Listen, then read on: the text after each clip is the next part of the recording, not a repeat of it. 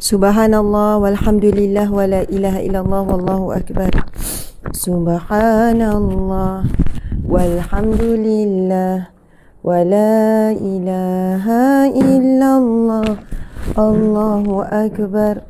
Subhanallah walhamdulillah wa la ilaha illallah Allahu akbar. A'udzubillahi minasyaitonirrajim. Bismillahirrahmanirrahim. Alhamdulillahi rabbil alamin. Wassalatu wassalamu ala asyrafil anbiya'i wal mursalin wa ala alihi wa sahbihi ajma'in. Alhamdulillah, apa khabar semua sahabat-sahabat yang dikasihi, yang disayangi, yang dirindui? Subhanallah, apa khabar semua? Boleh saya tengok, saya sedang baca, kalau tengok di TikTok ni paling laju. Alhamdulillah, Alhamdulillah. Ada Rosh Yusnita Afahabin, Subhanallah. Nur Azazia, Janizan, Liza, Siti Moh. Alhamdulillah, ada yang tanya saya sihat. Alhamdulillah, pagi ni semakin pulih. Sebenarnya sejak daripada balik hari tu, kesan daripada haji, sebab Alhamdulillah saya di Tanah Suci, saya tak adalah diuji dengan sebab ramai yang di Tanah Suci itu demam, tak nak bangun, sakit. Tapi biasanya saya macam tu, kat Tanah Suci okey, bila balik tu baru sakit. Alhamdulillah, selepas beberapa hari lepas balik tu lawan-lawan. Lepas tu semalam macam keracunan daripada pagi sampai malam, tak boleh nak bangun, tak boleh nak berjalan. Keracunan tu ulang-alik tu lebih dari 10 kali. Atas keluar, bawah keluar, apa semua. Lembik sampailah malam tadi. Lepas solat isyak tu pun solat dalam keadaan menahan sakit. Lepas tu Alhamdulillah, Subhanallah, syukur bangun pagi ni. Bangun pagi, mungkin dapat sempat tu kan. Bangun pagi, Alhamdulillah, rasa pulih semula dan bersemangat untuk teruskan majlis ilmu kita sekarang. Kak Zu pun ada, Masya Allah. Jadi sahabat-sahabat, seperti biasa, permulaan ni mari sama-sama kita sebarkan. Saya tahu sebab majlis ilmu pagi ni dah macam tak konsisten kan. Kejap ada, kejap tak ada. Jadi ahli majlis ilmu ni pun keliru. Ustazah ada tak ni? Ada ke kuliah ni? Lama-lama makin ramailah yang tidak hadir. Sebab bukan isu apa. Di sana ada lagi pilihan-pilihan. Kuliah-kuliah waktu pagi ni banyak lagi pilihan ustaz-ustaz, ustazah lain yang mengajar.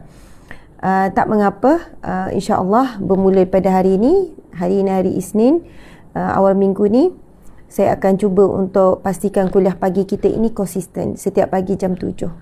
Alhamdulillah, Subhanallah. Jadi sahabat-sahabat yang mati Allah sekalian, peringkat awal ni marilah sama-sama kita sebarkan, kita panjangkan. Kak Noh dah beli buku terbaru. Terima kasih Kak Noh. Terima kasih Hashimah Tahir. Terima kasih Yusnia Jamal. Terima kasih Syafia.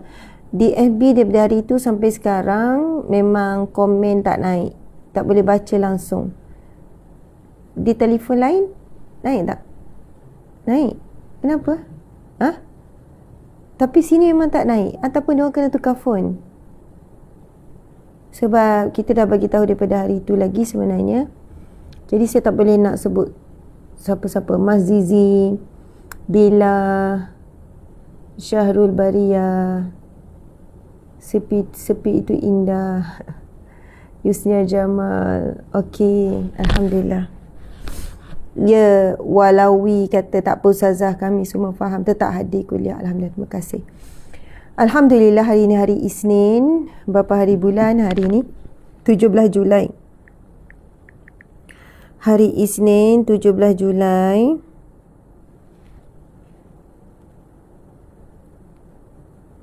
Hari ini hari Isnin 17 Julai, 17 bulan 7 2023. Dan tahun hijrah adalah 28 Zulhijjah 1444. 28 Zulhijjah. Jadi esok 29 Zulhijjah, esok hari Selasa, hari Rabu.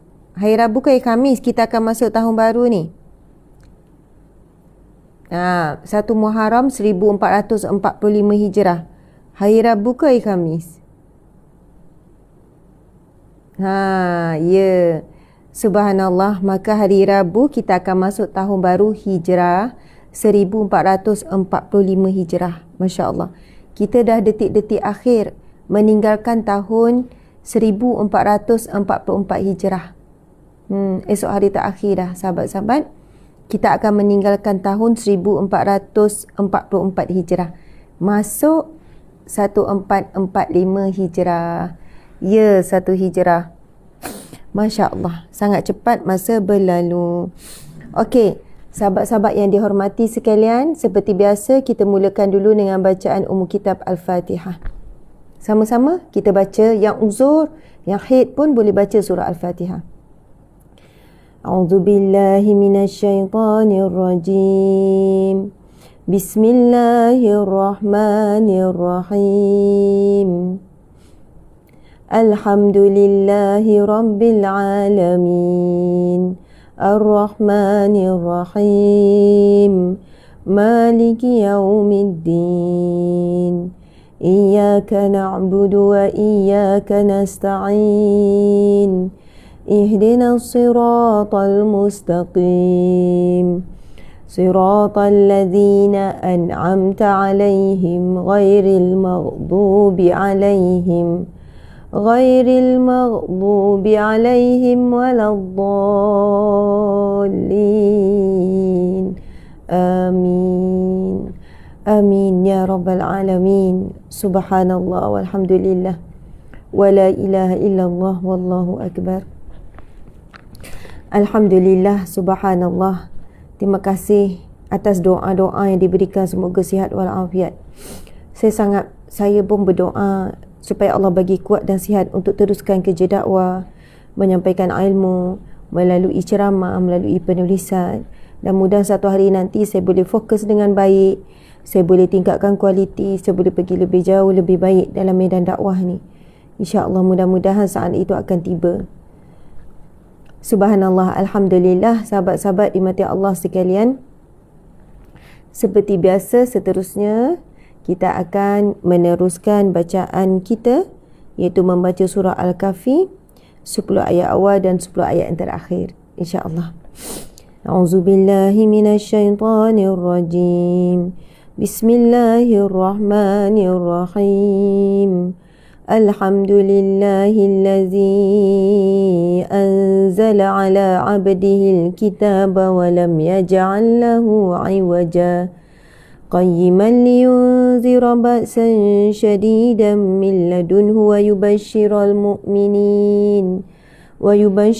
mu'minina alladhina ya'maluna as-salihati anna lahum ajran hasana ماكثين فيه أبدا وينذر الذين قالوا اتخذ الله ولدا ما لهم به من علم ولا لآبائهم كبرت كلمة تخرج من أفواههم إن يقولون إلا كذبا فلعلك باخع نفسك على آثارهم إن لم يؤمنوا بهذا الحديث أسفا إنا جعلنا ما على الأرض زينة لها لنبلوهم أيهم أحسن عملا وإنا لجاعلون ما عليها صعيدا جرزا أم حسبت أن أصحاب الكهف والرقيم كانوا من آياتنا عجبا إذ أوى الفتية إلى الكهف فقالوا ربنا آتنا من لدنك رحمة وهيئ لنا من أمرنا رشدا ربنا آتنا من لدنك رحمة وهيئ لنا من أمرنا رشدا ربنا, wahai Tuhan kami, atina, kurniakanlah buat kami, min ladunka rahmah, daripada sisimu rahmatmu ya Allah. Wahayyi lana, sempurnakanlah bagi kami, min amrina rasyada, dalam setiap urusan kami petunjukmu yang jelas. Amin ya rabbal alamin. Subhanallah. Sahabat-sahabat dimati Allah sekalian, kita baru membacakan 10 ayat terawal suratul Kahfi, yang mana ia adalah pesan Nabi kita. Nabi memberikan wasiat kepada umatnya. Kitalah umat Nabi. Barang siapa yang membaca, barang siapa yang beramal menghafal 10 ayat terawal suratul Kahfi, maka dia akan dilindungi Allah Subhanahu wa taala. Allah akan melindunginya daripada fitnah Dajjal. Bukan semata-mata Dajjal Al-Masih mata satu itu, tetapi yang dimaksudkan adalah segala fitnah akhir zaman. Sahabat-sahabat yang dihormati lagi dikasihi, kita lihat pada hari ini huru-hara fitnah akhir zaman berleluasa, terutamanya di media sosial. Apabila sampai musim tertentu, macam sekarang musim pilihan raya, kita akan mengundi tak lama lagi, maka kita boleh lihat bertebaran segala bentuk berita, segala bentuk fitnah, segala bentuk tomahan, segala bentuk kebencian dilemparkan. Dan itu berlaku sesama Islam, sesama pemimpin Islam, dan sesama pengikut-pengikut, sesama penyokong-penyokong. Dan kita lihat penyokong sama penyokong yang berlebihan. Boleh jadi di atas sana mereka saling, bila bertemu mereka saling bertegur sapa, gelak ketawa, gembira. Tetapi penyokong-penyokong saling memaki hamun, benci dengan sebenci-bencinya. Allahu Akbar. Sedangkan Allah berfirman, sesungguhnya Islam, Muslim itu bersaudara. Muslim itu bersaudara. Mukmin itu berkasih sayang. Sesama Islam tu bersaudara. Subhanallah. Siapa pun asalkan orang Islam, kita semuanya saudara. Ada satu pepatah Arab, ana wa anta, anta wa ana, nahnu ruhun wa halana badana. Maksudnya adalah saya dan awak, awak dan saya. Asalkan Muslim, kita umpama seperti roh, satu roh, iaitu satu badan. Satu badan, kita umpama satu roh, kita seperti satu badan. Salah satu badan sakit, semua sakit. Kalau kita sakit gigi, satu badan sakit kan? Kalau sakit ujung jari, semua badan pun sakit. Sakit kaki, semua sakit. Begitulah ibarat sebenarnya Muslim sesama Muslim. Sebenarnya bersemangat dalam perjuangan masing-masing tidak ada masalah. Masing-masing boleh tunjukkan semangat, memperjuangkan, mempertahankan. Tetapi tidak membenarkan untuk kita saling maki hamun, menyebarkan fitnah yang tidak benar, buat andaian-andaian sehinggakan andaian tu disangka benar, buat ayat sangkaan, buat ayat andaian sehingga ramai yang percaya dan ramai yang membenci tanpa sebab. Allahu Akbar. Kita boleh berbeza pandangan, berbeza pegangan, berbeza haluan, tapi janganlah sampai musnah iman kita, sampai rosak akhlak kita. Allahu Akbar. Subhanallah. Jadi mudah-mudahan dengan amalan kita membaca 10 ayat awal terawal surah Al-Kahfi dan 10 ayat terakhir surah Al-Kahfi, bukan hanya diri kita sahabat-sahabat, tetapi zuriat keturunan kita juga dijaga oleh Allah Subhanahu wa taala daripada segala fitnah akhir zaman. Masya-Allah. Dan ayat yang ke-10 merupakan doa Ashabul Kahfi. Ayat ke-10 daripada surah Al-Kahfi adalah doa Ashabul Kahfi. Sekiranya kita tak cukup mahu untuk menghafal, sebab saya tak sebut tak mampu, sebab sebenarnya semua orang mampu untuk menghafal 10 ayat awal dan akhir surah Al-Kahfi. Jika ada kemahuan, semua orang mampu. Cuma kita tak cukup mahu. Kalau mahu, memang mampu. 10 ayat terawal surah Al-Kahfi. Walaupun umur berapa pun, 50, 60, jika fokus, cuba hafal hari-hari, insya-Allah mampu. Jika kita belum cukup mahu lagi untuk menghafal 10 ayat terawal surah Al-Kahfi ini, maka hafallah dulu ayat yang ke-10 surah Al-Kahfi. Kerana di situ adanya doa Ashabul Kahfi, pemuda-pemuda Al-Kahfi. Doa Ashabul Kahfi ini kita ulang 3 kali setiap kali kita baca kan. Dan kita akan baca maksudnya. Apa maksudnya? Rabbana, wahai Tuhan kami, atina, kurniakanlah buat kami, min ladunka rahmah, daripada sisimu ya Allah rahmatmu. Wahayyi lana, sempurnakanlah ya Allah bagi kami, min amrina, dalam semua urusan kami, rasyada, petunjukmu yang jelas. Amin ya rabbal alamin. Subhanallah. Okey, seterusnya kita akan bacakan. Tuan-tuan, puan-puan, sahabat semua, amrina, urusan-urusan. Kita terlalu banyak urusan setiap hari. Urusan peribadi, urusan keluarga, urusan dengan anak, urusan dengan cucu, urusan dengan suami, urusan dengan pekerjaan kita. Kita selalu berhadapan dengan perlu buat keputusan, perlu buat tindakan, perlu buat pilihan. Jadi mudah-mudahan dengan doa Rabbana atina min ladunka rahmah, ya Allah kurniakanlah bagi kami rahmatmu. Wahayyi lana, sempurnakanlah bagi kami min amrina, dalam semua urusan kami, rasyada, petunjukmu ya Allah, petunjukmu yang jelas ya Allah. Okey, seterusnya kita akan ada yang tanya, Ustazah, period boleh baca tak? Apabila kita telah jadikan ia satu zikir dan dibaca setiap hari, maka boleh dengan niat zikir. Kalau tak biasa baca, tak boleh. Namun untuk doa boleh walaupun ia daripada ayat Quran. Saya ulang lagi sekali, bagi wanita yang period, mana-mana doa walaupun daripada ayatul Quran boleh dibaca. Kalau macam ayat yang panjang, contohnya zikir, kita berzikir dengan ayatul kursi, maka boleh orang uzur niat zikir. Tapi contoh doa, ya, apa doa? Contoh doa daripada Al-Quran. Macam tadi itulah, Rabbana atina min ladunka rahmah wahayyi lana min amrina rasyada. Itu doa. Jadi wanita yang period pun boleh baca. Contoh lain doa daripada Al-Quran, Rabbana atina fid dunya hasanah wa fil akhirati hasanah wa qina azabannar. Subhanallah. Okey. Ada yang tanya, Ustazah, wanita period boleh mengajar Al-Quran atau tidak? Elakkan daripada membaca, tetapi lebih kepada menegur bacaan. Saya faham wanita-wanita yang mengajar Al-Quran memang di sana ada kemudahan. Bukan kemudahan, ada excuse, ada keringanan. Boleh. Memang tetap boleh.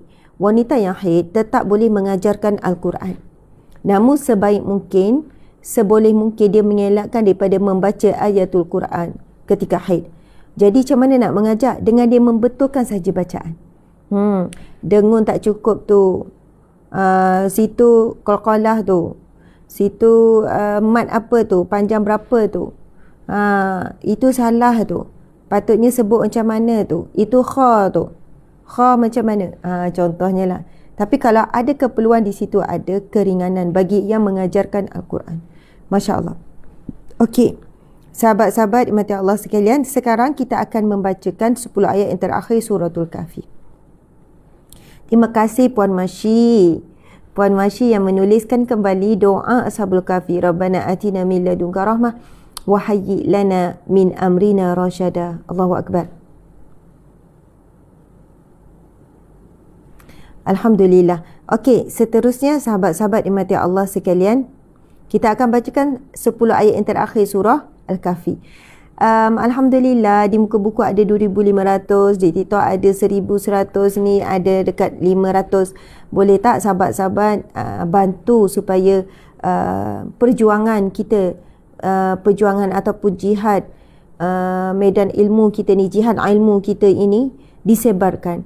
Sama ada anda tekan share, ajak sahabat-sahabat datang, ataupun share link di grup WhatsApp, Telegram, mana-manalah grup yang kita ada, ajak masuk, ajak hadir, buat sikit ayat, jom hadir kuliah bersama Ustazah Azma, contoh macam tu kan. Kemudian anda boleh teruskan seperti biasa, ada pejuang like, ada pejuang komen, ada pejuang Star, terima kasih yang bagi Star. Semoga Allah lipat gandakan rezeki kalian dunia akhirat. Yang bagi gift di TikTok, semua itu adalah satu bentuk infak sumbangan. Sama juga di IG, ataupun terus tag sahabat-sahabat untuk hadir. Masya Allah, Alhamdulillah. Terima kasih banyak para pejuang media sosial, para pejuang dakwah media sosial sekalian. Kita berjuang dengan cara masing-masing. Kalau ada yang, Ustazah saya tak reti kadang jumpa makcik-makcik, makcik nak tekan takut tutup live tu, Ustazah makcik pandai hadir je.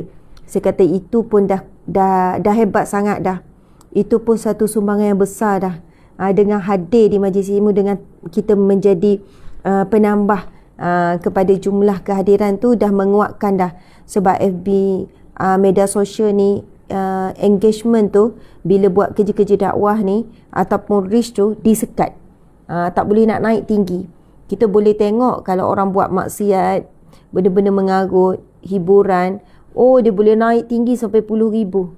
Dia ada perkara yang menyebabkan algoritma tu dia terbuka, ada algoritma tertutup.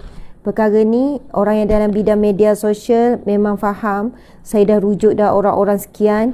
Begitulah bentuk apa hukumnya like seluar time duduk. Okey, Salam Ustazah, ganggu saya nak tanya tentang aurat. Kalau pakai baju dah menutup aurat tapi masa berjalan atau duduk boleh nampak sedikit bentuk badan, apa hukumnya like seluar time duduk? Okey, sahabat-sahabat, makasih yang tanya pasal aurat. Sebenarnya asalnya pakaian wanita, sebenarnya seluar ni wanita tak ada. Seluar adalah pakaian sinonim bagi lelaki. Betul atau tidak? Zaman-zaman saya dulu, mana ada orang perempuan pakai seluar, orang perempuan pakai kain batik. Lepas tu pakai baju kurung. Maksudnya pakaian wanita yang aslinya adalah baju labuh, kain ataupun baju labuh. Kain lah kita asalnya. Macam tu, cantik. Lepas tu seluar lelaki, perempuan kain. Betul atau tidak? Perempuan kain, seluar lelaki. Tetapi berlakulah perubahan-perubahan zaman yang mana orang perempuan juga sudah mula memakai seluar. Dan apakah hukumnya? Walaupun ada yang bertegas wanita tetap tak boleh memakai seluar, ada yang kata itu adalah pakaian lelaki. Jadi soalannya, bila wanita pakai seluar, dia macam menyerupai lelaki. Dia telah memakai pakaian khas lelaki itu seluar, dan pakaian khas perempuan adalah kain. Bayangkan kalau orang lelaki satu hari pakai kain skirt, kita boleh terima tak? Tak boleh kan? Kain tu sinonim dengan perempuan, seluar tu dengan lelaki. Namun pendapat yang lebih umum ataupun lebih ringan, memakai seluar dengan syarat longgar, betul-betul longgar. Seluar itu longgar dan seluar itu labuh. Seluar tu tidak membentuk, tidak menampakkan bentuk tubuh badan. Okey. Walaupun kita tengok si pemakai seluar, wanita yang pakai seluar tu longgar, tapi sekiranya bajunya itu singkat, maksudnya mungkin atas daripada peha. Okey, singkat kan? Kita boleh tengok sini peha lah kita kata. Jadi dia pakai baju blouse normal size, bukan blouse labuh. Blouse yang normal dia sini je tutup. Dia macam betul-betul bawah pinggul, atas ni. Jadi bila blouse normal, walaupun bukan blouse labuh, kemeja ke, walaupun pakai seluar longgar lah macam mana, ia tetap akan membentuk peha. Setuju atau tidak? Betul atau tidak? Bila berjalan, walaupun belum duduk, dia tetap menampakkan bentuk peha. Walaupun memakai seluar yang longgar. Walaupun pakai jeans longgar, walaupun pakai seluar yang memang besar, tapi nama pun seluar, bila pakai kemeja ataupun t-shirt ataupun blouse yang singkat, maka dia tetap bukan hanya menampakkan peha, tapi menampakkan sama ada lurah di belakang ataupun lurah di depan. Maka pakaian itu tidak mengikut syariat, tidak mengikut apa yang Allah perintah, yang Nabi perintah. Kita dah belajar dah bab ni tuan-puan sekalian. Betapa pentingnya kita mentaati perintah Allah dan perintah Rasulullah. Di sana banyak amaran Allah yang kita dah baca sebelum ini. Bagaimana kedudukan mereka yang melawan perintah Allah, kedudukan mereka yang melawan perintah Rasulullah sallallahu alaihi wasallam. Sahabat-sahabat dimati Allah sekalian, Sebab itu kepada wanita yang memakai seluar, bukan hanya cukup syarat seluar itu longgar, seluar itu labuh, tetapi syarat lain supaya menepati syariat, iaitu baju yang dipakai juga labuh. Paling kurang baju yang dipakai itu boleh sampai di bawah peha. Baju bawah peha. Kalaulah setengah peha, bila di jalan memang nampak lagi peha. Mungkin atas lutut sikit, pakailah blouse labuh. Kalau pakai bawah lutut, lagi bagus. Lagi bagus. Pakai seluar, pakai blouse labuh, bawah lutut. Macam tu. Mungkin ada keperluan dia pakai seluar. Tapi kalau untuk diri saya sendiri dan untuk anak-anak perempuan saya, 17 ada, 15 ada anak perempuan, saya memang tidak benarkan mereka pakai seluar. Kecuali kalau bersukan yang memerlukan mereka pakai seluar, itu pun di bawah lutut. Cari baju t-shirt labuh, blouse labuh bawah lutut. Dan masih tidak mengganggu proses sukan tu. Masih boleh berlari, melompat, masih lagi boleh buat aktiviti seperti biasa. Bahkan kalau anak tu nak bersukan, berenang sekalipun. Sebab anak-anak kami memang alhamdulillah hampir semualah boleh berenang sampai kecil. Sebab mereka memang masuk kelas renang. Ustazah hiking pun ya, saya hiking. Ya, hiking pakai jubah ni. Sebenarnya saya pakai jubah labuh tapi ada terbelah tepi. Sebenarnya saya pakai blouse sebenarnya kalau saya hiking, tapi blouse tu labuh tinggal satu jengkal. Saya pakai blouse labuh satu jengkal dengan satu jengkal dengan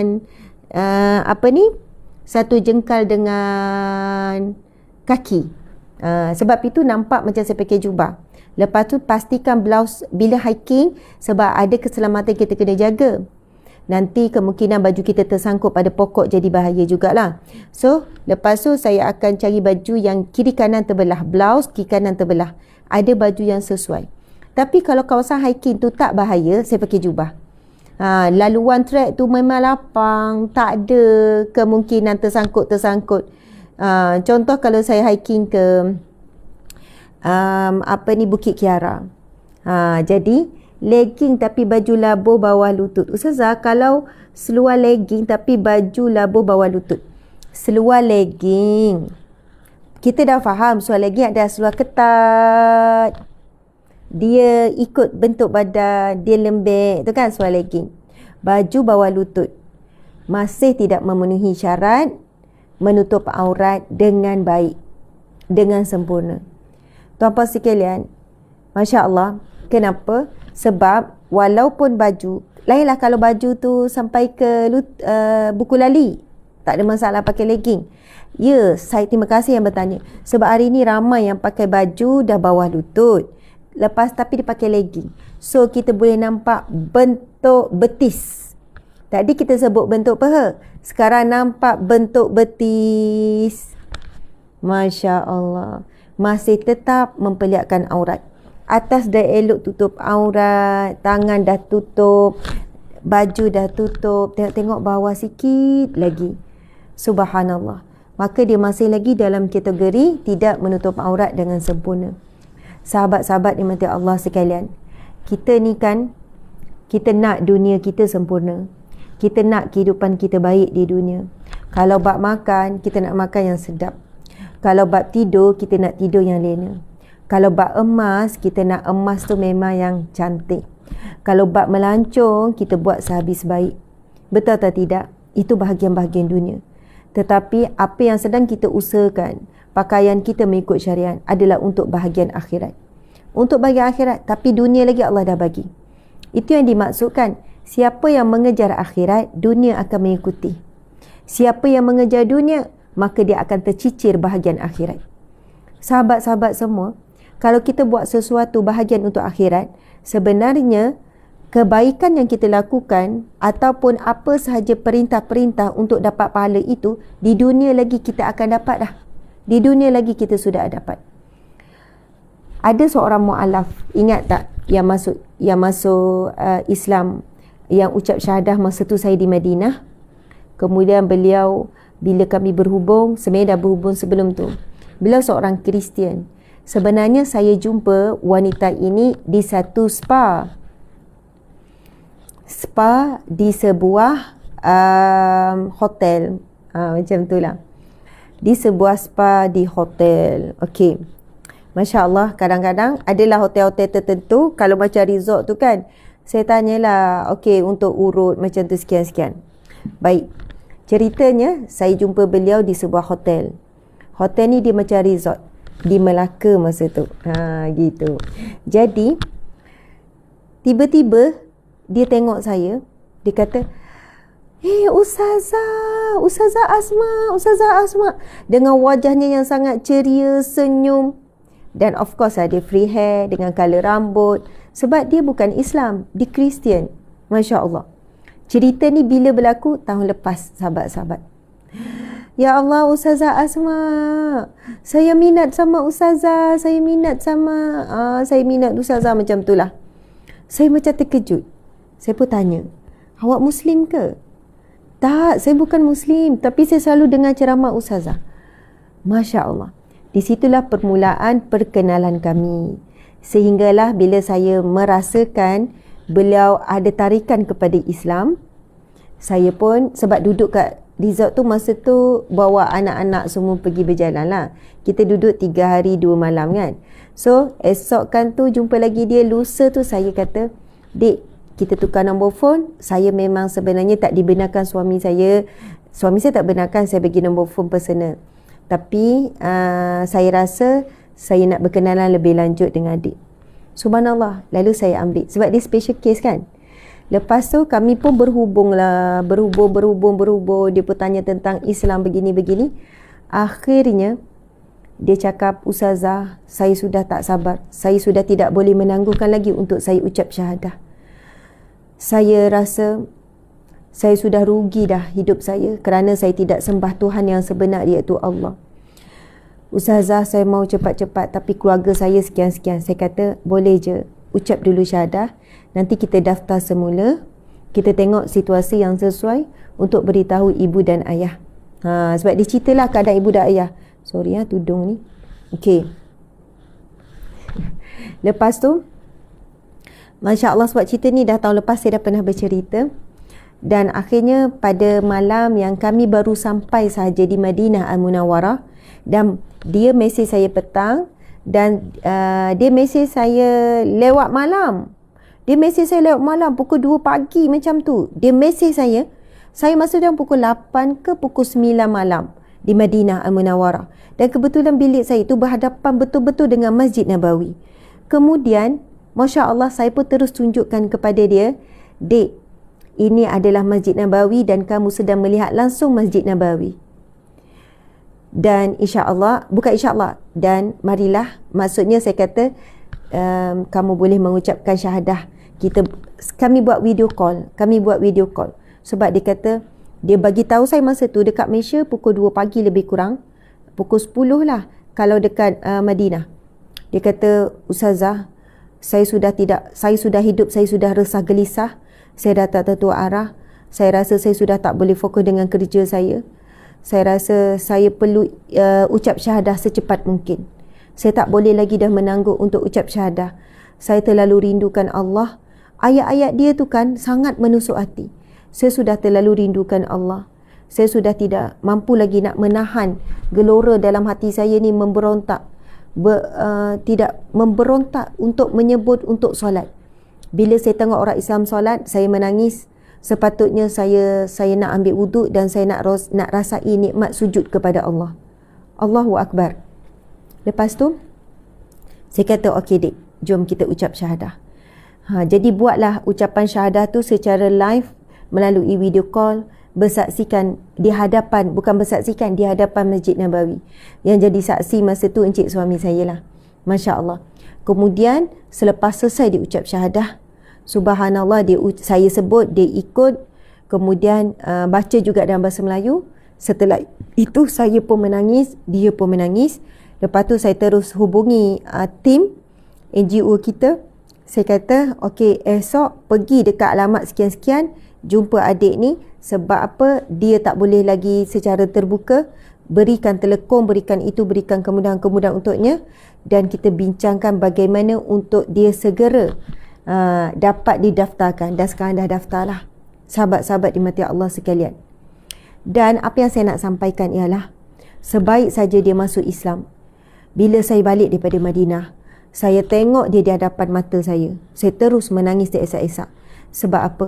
Dia menutup aurat dengan sempurna, dengan stokin siap, dengan baju longgar, dengan tudung yang labuh menutup dada, tudung labuh tutup dada, dengan pakai handsock sekali.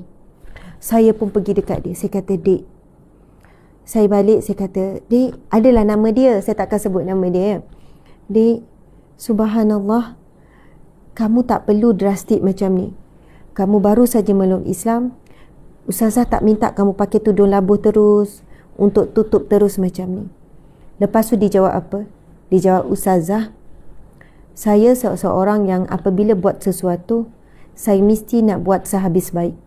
Apabila saya sudah buat keputusan untuk masuk Islam, saya nak jadi orang Islam yang terbaik, sehabis baik. Saya tidak mahu lagi menangguh-nangguhkan. Subhanallah, saya juga tak pasti bagaimana kehidupan saya, bagaimana bila kematian. Jadi saya tidak mahu menangguhkan lagi, Ustazah. Kalau tutup dan saya belajar, perlu tutup, tidak nampak bentuk sekian-sekian, maka saya harus buat. Sebab saya bukan fikir pasal orang, saya fikir pasal diri saya. Saya sendiri nak buat yang terbaik. Saya nak pakai apa yang Allah suka saya pakai. Betul tak Allah suka saya pakai macam ni, Ustazah?" Saya kata, "Ya, memang Allah suka." Jadi, kenapa kita tak boleh nak buat apa yang Allah suka? Ini bukan tentang apa yang saya suka, tapi tentang Allah suka.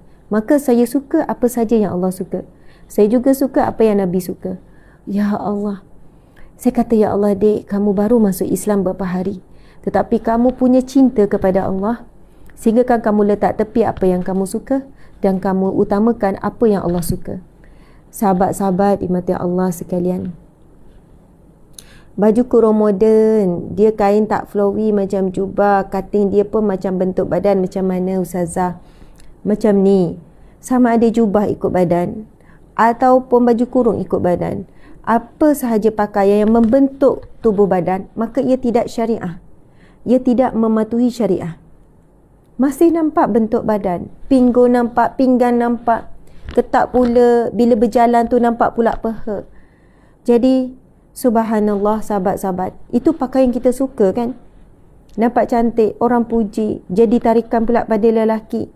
Kita nampak pandangan mata lelaki tu biasa je, tapi kita tahu kegelora di dalam hati, dalam jiwa dia, kalau dia buat maksiat macam mana. Sahabat-sahabat dimati Allah sekalian, jika benar kita cintakan Allah, kita cintakan Rasulullah, ia bukan hanya pada kata-kata mencintai Allah, mencintai Rasul, tetapi ia dengan perbuatan. Dan apabila kita mencintai Allah, kita akan buat apa yang Allah suka, walaupun kita tidak suka. Dengan kita buat apa yang Allah suka, maka lama-lama kita akan suka. Kita akan diberikan ketenangan. Yang paling utama, kita diberikan ketenangan oleh Allah. Sebab kita tidak rebel pada Allah, kita tidak menentang Allah. Why hati kita tidak tenang? Cek dulu, ada tak lagi perkara-perkara yang Allah tidak suka kita buat? Masya Allah, Masya Allah, Alhamdulillah. Okey, sahabat-sahabat dimati Allah sekalian, kita nak baca 10 ayat terakhir suratul Kahfi. Selepas tu saya akan sambung sikit lagi. Saya nak sentuh ada satu perkara yang menyentuh hati saya, yang saya dengar 2 hari yang lepas. Masya Allah. Tapi kita kena sambung bacaan 10 ayat terakhir surah Al-Kahfi. Terima kasih banyak-banyak. Lebih kurang dalam 7,000 yang hadir. Campur semua dalam 7,000 lebih ni. Alhamdulillah, kita akan sambung 10 ayat terakhir surah Al-Kahfi. A'udzu billahi minasyaitonir rajim. Bismillahirrahmanirrahim. وعرضنا جهنم يومئذ للكافرين عرضا الذين كانت أعينهم في غطاء عن ذكري وكانوا لا يستطيعون سمعا أفحسب الذين كفروا أن يتخذوا عبادي من دوني أولياء إنا أعتدنا جهنم للكافرين نزلا قل هل ننبئكم بالأخسرين أعمالا الذين ضل سعيهم في الحياة الدنيا وهم يحسبون أنهم يحسنون صنعا أولئك الذين كفروا بآيات ربهم ولقائه فهبطت أعمالهم فلا نقيم لهم يوم القيامة وزنا ذلك جزاؤهم جهنم بما كفروا واتخذوا آياتي ورسلي هزوا إن الذين آمنوا وعملوا الصالحات كانت لهم جنات الفردوس نزلا خالدين فيها لا يبغون عنها حولا قل لو كان البحر مدادا لكلمات ربي لنفد البحر قبل أن تنفد كلمات ربي ولو جئنا بمثله مددا قل إنما أنا بشر مثلكم يوحى إلي أنما إلهكم إله واحد فمن كان يرجو لقاء ربه فليعمل عملا صالحا ولا يشرك بعبادة ربه أحدا صدق الله العظيم. Masya Allah, Alhamdulillah, Subhanallah. Alhamdulillah, Subhanallah, muslimin muslimat mati Allah sekalian. Pada Jumaat malam Sabtu, kami ada mengadakan ayat tu kan, kami mengadakan satu program bersama dengan penghuni-penghuni asnaf fakir miskin yang tinggal di kawasan Cokit. Kita tahu bagaimana kehidupan di Cokit. Okey. Kemudian saya juga pergi ziarah lebih kurang 5 buah rumah. Sebenarnya kita nak sebut rumah pun tak sesuai, tapi itulah rumah bagi mereka. Di situ tidak ada rumah sebuah, cuma ada bilik 6x6 lebih kurang, 6 kaki kali 6 kaki. Bilik tak besar. Di situlah mereka hidup berkeluarga. Ada satu bilik duduk 3 orang. Ada satu bilik duduk 6 orang. Ada satu bilik duduk lebih ramai daripada tu. Ibu, ayah dengan anak-anak kecil. Bayangkan, itulah ruang rumah mereka. Di situlah mereka masak, di situlah mereka tidur, di situlah segala-galanya. Di situlah baju untuk dijemur, baju apa semua. Ada yang bersih, tersusun walaupun ramai. Ada yang sederhana kotor, ada yang sangat kotor. Subhanallah. Ada belaka. Saya pergi semua. Dan bila saya pergi, sebelum saya pergi ke rumah-rumah ni, kan saya buat kuliah dulu dengan mereka. Subhanallah. Wanita-wanita di situ, ibu-ibu, ada orang tua, orang muda. Bila nampak saya muncul, ya Allah Ustazah, dia senyum suka. Dia kata ni impian saya dah lama. Saya kata impian saya juga untuk jumpa ibu-ibu sekalian. Masya Allah. Baik, lepas selesai program, kita ambil gambar, kita makan sama-sama semua. Masya Allah, mereka ini ramainya yang bekerja, pelbagai bentuk kerja, tapi hidup mereka sangat susah.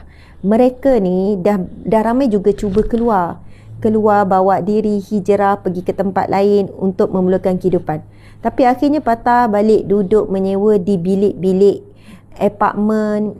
Bukan bawah kedai, tapi ada rumah-rumah dekat atas, tapi mereka sewa bilik. Bayangkan, walaupun sewa bilik, tapi sewa mahal, 500, 600, walaupun bilik yang kecil duduk ramai-ramai. Subhanallah. Lepas tu, tuan-puan dimati Allah sekalian, saya nak cerita. Saya mungkin tak cerita yang detail, saya cerita sikit-sikit, tapi hari ni saya bukan nak cerita semua.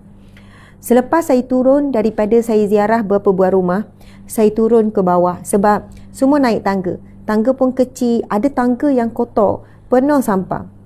Ada tangga yang bersih. Kita dah tahu penghuni di kawasan ni pembersih. Tangga pembersih sampai kita pergi rumah dia. Ya Allah, bersihnya. Walaupun di situlah rumah, bilik 6x6. 6 kaki kali 6 kaki walaupun kecil, tak walaupun duduk ramai, tapi barang walaupun banyak, tapi mereka buat dengan sangat bersih, kita boleh rasa tenang. Daripada pagar lagi dah bersih dah. Bila saya turun, ada naik tingkat 3, ada naik tingkat 2, ada naik tingkat 1. Bila kita turun ke bawah, lepas tu saya jumpa seorang wanita dengan anak bongsu lelaki dia. Dia pakai niqab. Masya Allah, dia pakai niqab. Lepas tu dia kata, Ustazah, saya cari Ustazah daripada petang lagi pukul 5. Dan jam masa tu dah pukul 11 malam. 11 malam. Saya kata, akak cari saya daripada petang? Ya Ustazah, saya tahu Ustazah ada program malam ni dekat Cokit. Saya tahu, saya ada baca, saya ada tengok, ada hebahan yang Ustazah ada program malam ni dekat Cokit. Lepas tu, saya datang daripada, saya tak ingat, jauh juga dia datang. Dia datang dengan anak dia, anak bongsu dia. Saya cari Ustazah daripada pukul 5, pukul 6. Lepas tu lepas maghrib, lepas tu saya pergi solat apa semua, lepas tu saya datang balik. Saya nekat macam mana pun saya nak jumpa. Saya pun tanya dia, macam mana akak tahu saya duduk dekat sini? Sebab kita dah tinggalkan majlis tu, sebelum tu program kita kat tempat lain. Lepas tu kita pun jalan kaki agak jauh, sebab saya dah pergi ke rumah. So macam mana dia tahu saya pergi ke rumah? Dia pun kata, Ustazah, saya cuba pusing. Saya nampak ada kereta ni. Saya rasa ini kereta Ustazah. Saya kata, macam mana akak tahu? Akak pernah tengok ke? Tak. Tapi saya minta doa dengan Allah dan saya rasa ini kereta dan saya tunggu. Saya tunggu dekat sini. Dan memang betul akhirnya Ustazah turun daripada kawasan rumah ni.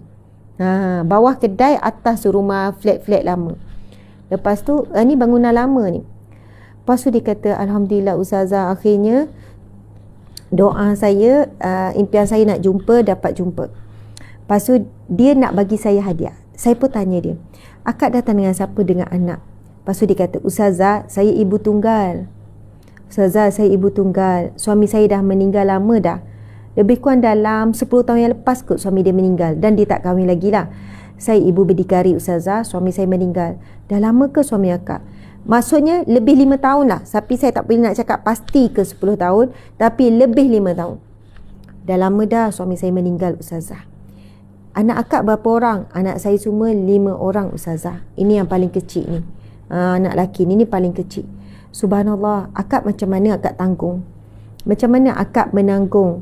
Akak kerja apa? Macam mana akak tanggung anak-anak ni? 5 orang ni. Ibu tunggal ni. Lepas tu dijawab, Ustazah, akak tak bekerja pun. Akak tak kerja. Akak tak boleh nak kerja sebab akak jaga anak-anak yang kecil ni. Jadi akak tak kerja. Lepas tu saya tanya, akak tak kerja? So macam mana belanja anak-anak ni? Dia kata, Alhamdulillah Ustazah, semua anak sekolah. Semua baik-baik belaka. Semua okey. Alhamdulillah Ustazah, rezeki selalu ada. Sentiasa ada rezeki. Lepas tu saya kata, Ya Allah akak, apa amalan akak? Tuan-puan sekalian, ada 2 amalan yang dia sebut. Nak tahu tak apa amalan dia? Nilofa join. Masya Allah. Betul ke ni Nilofa ni? Ke admin Nilofa ni? Kalau betul Nilofa, terima kasih banyak. Adinda Nilofa sedang berpantang kan? Tahniah Nilofa. Wallahualam. Saya tak tahu tapi ada naik dekat IG Nilofa join. Masya Allah. Subhanallah. Dia ada tegur, Nilofa sedang peluk baby ya. Tahniah Nilofa dengan kelahiran anak yang kedua. Seorang lagi mujahid. Masya Allah. Nak tahu kan amalan dia? Terima kasih ya sahabat-sahabat di IG. Terima kasih sahabat di TikTok, sahabat di FB. Sekarang ni lebih kurang, hari ni lebih ramai di FB lah. Biasa paling ramai di TikTok. Sekarang di FB ada 3,800. Di TikTok ada 3.4. Di IG sebab kita baru je mula balik kuliah ada 600 lebih. So ada lebih kurang dalam hampir berapa ni? 7,000 lah, hampir 8,000 lebih. Subhanallah, Allahu Akbar. Okey. Tuan-puan sekalian, ini bukan kali pertama ya saya jumpa wanita-wanita yang berdikari. Yang mana tuan-puan kita kena faham, wanita ni memang Allah berikan tanggungjawab mencari nafkah adalah lelaki. tanggungjawab mencari nafkah adalah lelaki, tanggungjawab yang asal. Tapi kerjasama suami isteri itu memang diiktiraf di zaman Nabi. Kerjasama suami isteri memang dah berlaku. Bahkan mana-mana suami yang pergi berjuang, contoh Sayyidina Ali yang selalu pergi perang, memang Sayyidah Fatimah yang cover semua. Sampai dalam urusan-urusan bab rizki, uruskan binatang, pengurusan rumah tangga, semua fully Fatimah buat. Itu adalah persefahaman. Cuma kita harus faham hakikinya adalah lelaki mencari nafkah. Tapi zaman sekarang ada perubahan, suami isteri saling bergandingan. Itu tidak pun melanggar syariat, tidak. Subhanallah. Jadi, sekiranya lah suami meninggal, sepatutnya yang menanggung nafkah wanita dan juga anak-anak ini, terutamanya anak ni adalah keluarga sebelah suami. Wajib, bukan pilihan. Wajib, bukan pilihan ya. Menanggung nafkah keperluan bapa saudara dia, ada atuk nenek dia. Bukan pergi kepada ibu. Seorang wanita, kematian suami, dia balu kan? Dia ada anak. Anak-anak itu perlu ditanggung keperluannya. Belajarnya, pakaiannya, makan minumnya oleh keluarga sebelah lelaki dulu. Kemudian jika tidak ada yang mampu untuk menanggung, maka keluarga sebelah perempuan. Subhanallah. Atuk nenek dia. Sama juga wanita itu kembali belah kepada keluarganya. Okey. Saya nak cerita wanita ni. Dia datang jumpa saya. Lepas tu, dia pun kata, Ustazah, memang saya datang untuk saya cari daripada pukul 5, pukul 11 baru dapat jumpa saya dan Allah takdirkan kami jumpa. Dia kata, saya cuma nak jumpa Ustazah je. Tapi saya lah sibuk nak bertanya. Saya pun kata, okey, akak jaga 5 orang anak, akak kata akak tak kerja. Macam mana akak dapat rezeki yang cukup untuk membesarkan anak-anak dan anak-anak semua dapat sekolah dengan baik? Lepas tu saya tengok, kita boleh tengok penampilannya terurus, kemas. Lepas tu dia kata, dua perkara Ustazah akak jaga. Akak yakin sangat. Pertama, jaga solat pada waktunya. Jaga solat pada waktunya Ustazah.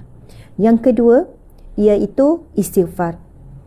Akak perbanyakkan istighfar. Kalau akak susah, akak istighfar banyak-banyak. Akak senang pun, akak istighfar. Susah ke senang, istighfar banyak-banyak. Saya terus teringat surah Nuh. Nanti kita bacakan bagaimana Allah Subhanahu Wa Taala menceritakan kelebihan fadilat orang yang selalu dan memperbanyakkan istighfar. Sahabat-sahabat, saya tak sempat nak tanya detail wanita ini bagaimana Allah cukupkan rezeki anak-anak walaupun dia tak bekerja. Sebab masa tu saya bekerja waktu dengan NGO, dengan ada pihak luar. Lepas tu kebetulan masa tu polis keliling ada buat tangkapan. Sebab ni suasana coket ya. Kami pun bertembung dengan polis, ada gari orang lah kan. Sebab kawasan tu kita faham lah kawasan yang agak orang kata kawasan hitam. Kita buat pula program pukul 11 malam. So kita macam suasana tu kelang kabut sikit. Kita nampak polis ada buat operasi. Kita pun bekerja nak pergi beberapa buah rumah lagi. Ni pukul 11 malam dah. Saya tak boleh nak cakap lama. Lepas tu dia bagi saya hadiah. Ustazah, saya datang, saya nak bagi hadiah pada Ustazah. Lepas tu saya tengok ada selai baju. Saya kata, ya Allah cantik baju ni. Saya jahit sendiri. Saya pun tanya dia lagi. Oh, akak ambil upah jahit. Oh, akak ambil upah jahit. Sebab bila dia kata tak bekerja, dia tak untuk, saya pun cuba teka lagi. Oh, akak ambil upah jahit. Tak Ustazah, saya memang tak ambil upah jahit. Tapi saya adalah pandai jahit.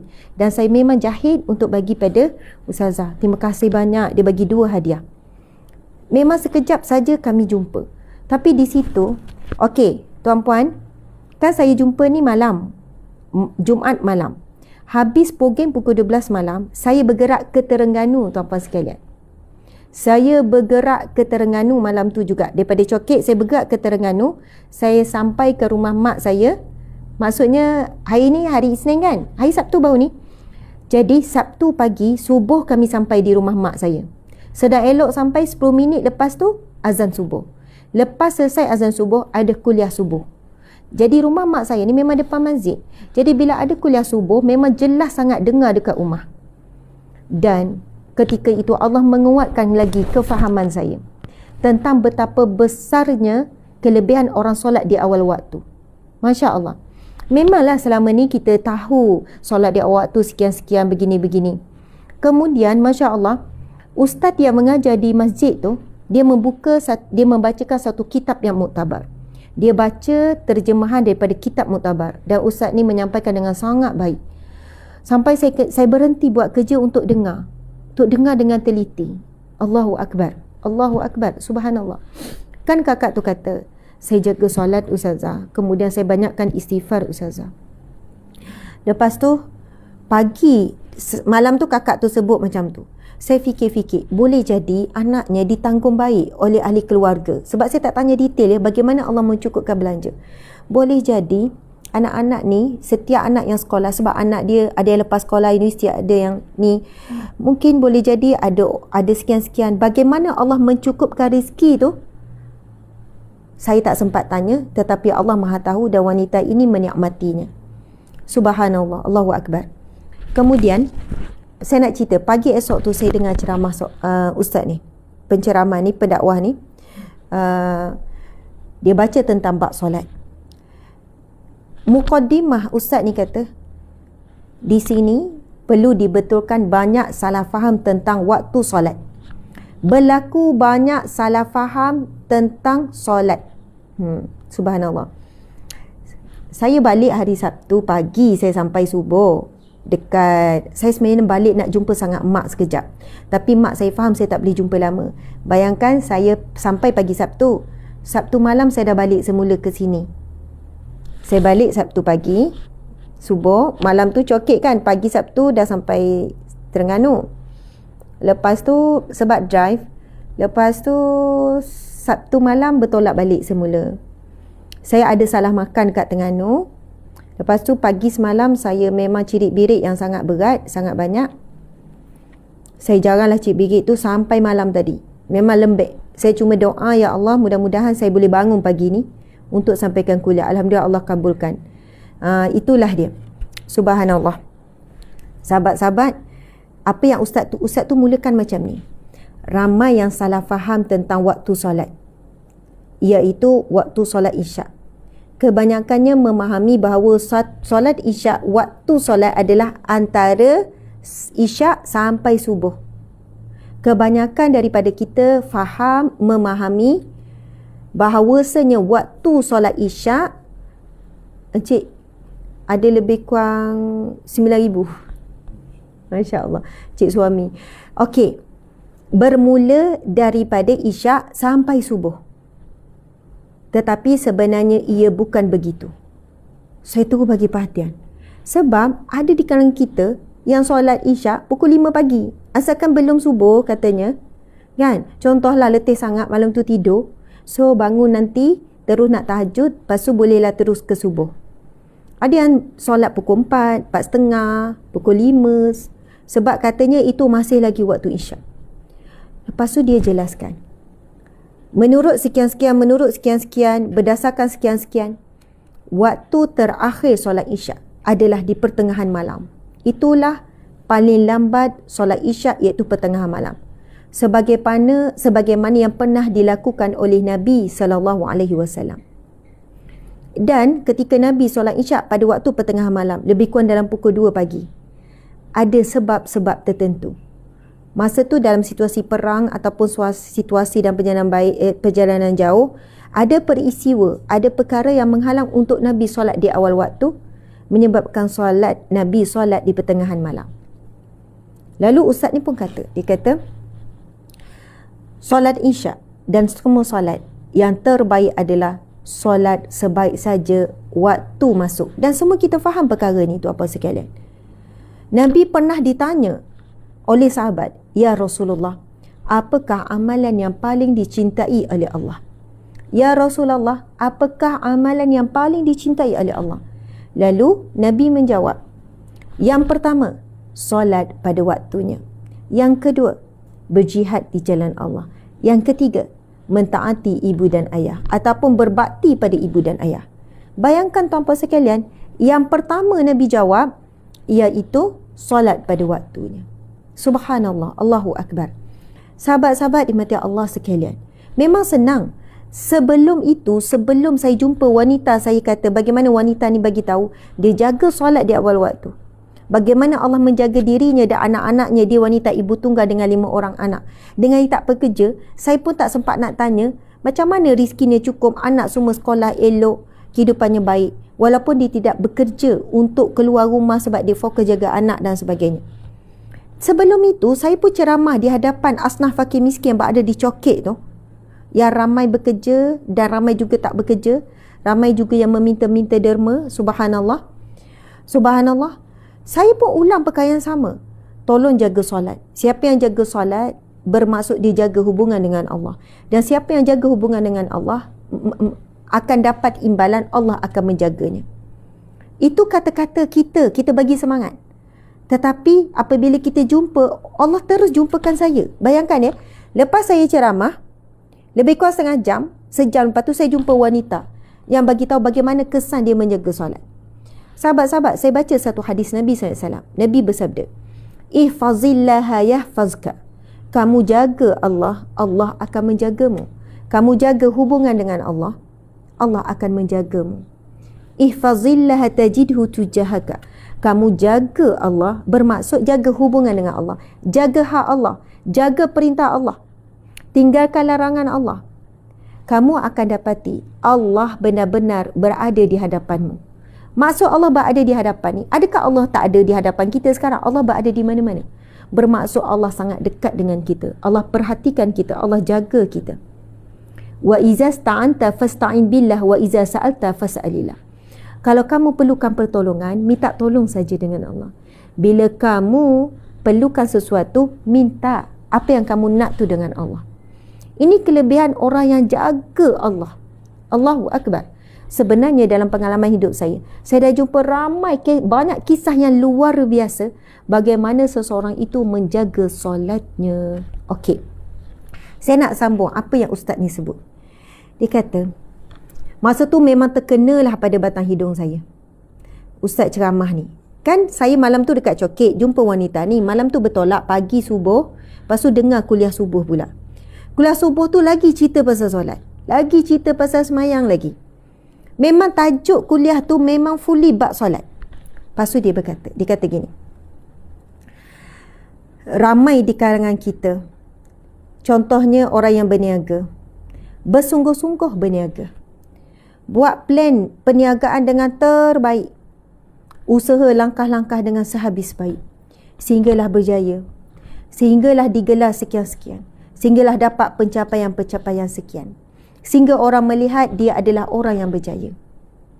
Tetapi sebenarnya di sisi Allah, dia belum berjaya sekiranya dia tidak dapat menjaga solatnya di awal waktu.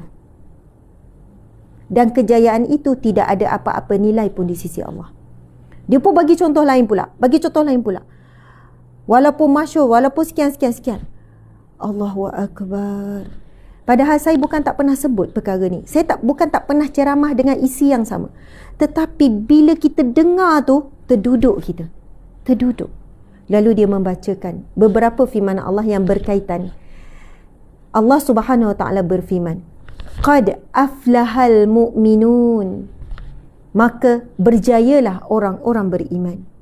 Allazina hum fi salatihim khashi'un. Mereka yang menunaikan solat dengan khusyuk. Saya ulang lagi sekali. Itu surah Al-Mu'minun. Allah berfirman, qad aflahal mu'minun. Maka berjayalah orang-orang beriman. Inilah orang beriman yang berjaya. Sahabat-sahabat, aflaha ini adalah fi'il madhi. Maka sesungguhnya telah berjaya, ataupun confirm berjaya, ataupun telah terbukti berjaya. Aflaha tu bawa maksud. Dia bukan fi'il mudhari', dia bukan fi'il mudhari'. Fi'il amar tu ialah perintah. Dia menunjukkan perkataan aflaha itu confirm berjaya, telah berjaya, dah terbukti berjaya. Al-mu'minun, orang-orang yang beriman. Siapakah orang beriman yang terbukti berjaya? Berjaya apa? Berjaya dapat redha Allah, berjaya dapat syurga Allah, berjaya dapat kehidupan yang baik dunia dan akhirat. Ini golongan yang berjaya pada pandangan Allah. Siapakah orang yang berjaya itu? Qad aflahal mu'minun allazina hum fi salatihim khashi'un. Mereka yang mendirikan solat dengan khusyuk. Inilah erti kejayaan yang sebenar. Dan kenapa tuan-puan sekalian, apabila diajak solat dalam azan, hayya 'alas salah, hayya 'alal falah, marilah solat, mari menuju kejayaan. Sahabat-sahabat, cuba cari dalam kamus bahasa Arab apa maksud al-falah. Kalau siapa yang belajar bahasa Arab, maksud al-falah adalah petani. Selain daripada kejayaan, hayya 'ala salah, hayya 'alal falah, datanglah solat, datanglah menuju kejayaan. Bukan datang dengan berjaya, datang menuju kejayaan. Kena faham tu. Hayya 'ala salah, datanglah menuju ke solat. Hayya 'alal falah, datanglah menuju kepada kejayaan. Bila saya dengar dan saya baca penjelasan perkataan al-falah di sini, kalau anda cari kamus bahasa Arab, maksud al-falah adalah petani. Sahabat-sahabat, petani sebelum dapat hasil, apa yang mereka perlu lalui? Usaha demi usaha. Untuk jadikan padi bertukar pada beras, berapa banyak usaha petani perlu lalui? Daripada bajak, kemudian benih, kemudian sekian tunggu sampailah nak jadi beras tu. Banyak sangat proses. Mustahil petani ini hanya lalui proses bajak lepas tu tunggu saja. Tak. Banyak proses untuk sampai berjaya. Subhanallah. Siapa yang bila dengar azan hayya 'ala salah, lalu dia bersegera menyahutnya, dia sedang menuju kejayaan. Hayya 'alal falah, datanglah menuju salat, datanglah menuju kepada jalan-jalan kejayaan. Tuan-puan dimati Allah sekalian, orang yang jaga solat di awal waktu adalah orang yang sedang menuju kejayaan di dunia dan juga di akhirat. Sebab itu, kalaulah kita bertanya, kenapalah saya dah usaha begini tak jadi begini, usaha begini masih lagi tak menjadi, masih lagi tak berhasil, masih lagi rugi kalau orang berniaga. Kalau kehidupan pula usaha macam ni, kenapa masih tak bahagia? Dah buat dah sabir baik, kenapa anak masih macam ni? Sekarang cek solat kita macam mana.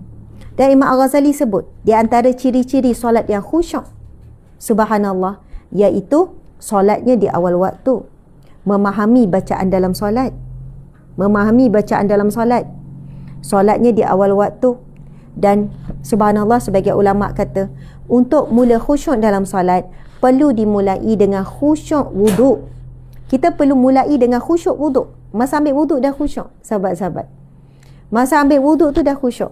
Baru ni, kami ada jemaah haji kami, namanya Tok Wan. Masya Allah, Allahu Akbar. Tok Wan ni umur 70 lebih. 73 cik suami. Kan, umurnya 73. Bayangkan ya, 70 lebih. Jalan kaki, sehat, kuat, tegap. Allahu Akbar. Teringat, terus rindu dekat Tok Wan ni.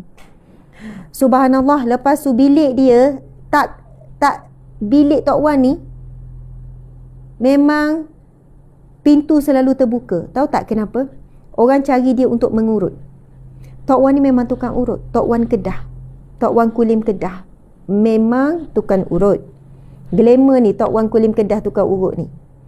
Orang tahu dia tukang urut. Orang cari dia. Bilik dia tak boleh nak tutup. Subhanallah, kejap urut orang ni, kejap urut orang ni. Muka dia senyum manjang, comel je. Senyum, ustazah. Merendah diri sangat, nunduk rendah diri. Ustazah apa khabar? Senyum. Baik, Tok Wan apa khabar? Tok Wan sihat ustazah. Alhamdulillah, terima kasih ustazah bawa Tok Wan sama-sama tunai haji. Bukan saya bawa Tok Wan. Allah semuanya Tok Wan. Betul ustazah, tapi terima kasih ustazah. Itu jemaah kami. Tahu tak, masa satu hari dia sedang urut suami saya.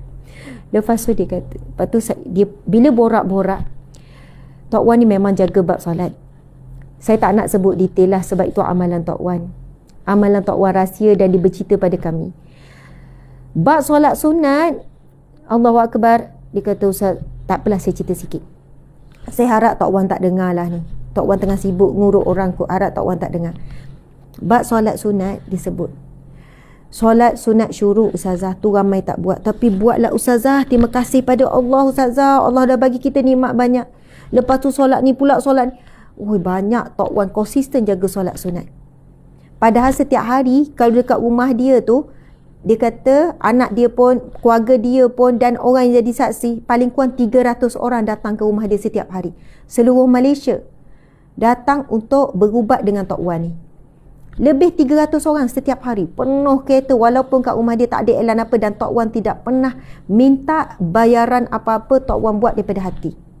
Ada yang bayar, ada tak bayar, tapi alhamdulillah ramai orang boleh pulih dengan kelebihan yang Allah bagi pada Tok Wan ni. Dia sebut lepas tu, tiba masa dia sebut pasal wuduk. Kata ustazah, bila ambil wuduk, masa ni dia nangis. Subhanallah, dia nangis. Dia kata, Tok Wan ni tak ada ilmu ustazah. Tok Wan ni tak ada ilmu. Tak macam ustazah banyak ilmu. Dia seorang yang sangat merendah diri. Tapi dia hafal ayat Quran banyak. Umur 70 lebih ni. Orang kampung, bukan belajar universiti, bukan belajar pengajian-pengajian Islam. Tapi ayat Al-Quran dia baca. Bila saya tanya Tok Wan, kalau sakit ni nak baca ayat apa? Ustazah baca ayat ni sampai ayat ni. Bukan sikit, 10 ayat. Lepas tu dia boleh baca. Bukan surah-surah pendek, surah-surah besar. Ayat-ayat Quran besar. Dia baca surah ni, baca surah ni. Encik, sebenarnya saya nak cari surah An-Nuh yang berkaitan dengan istighfar tu. Subhanallah. Dia baca surah-surah ayat-ayat ni. Saya kata, ya Allah, banyaknya Tok Wan hafal. Lebih daripada saya.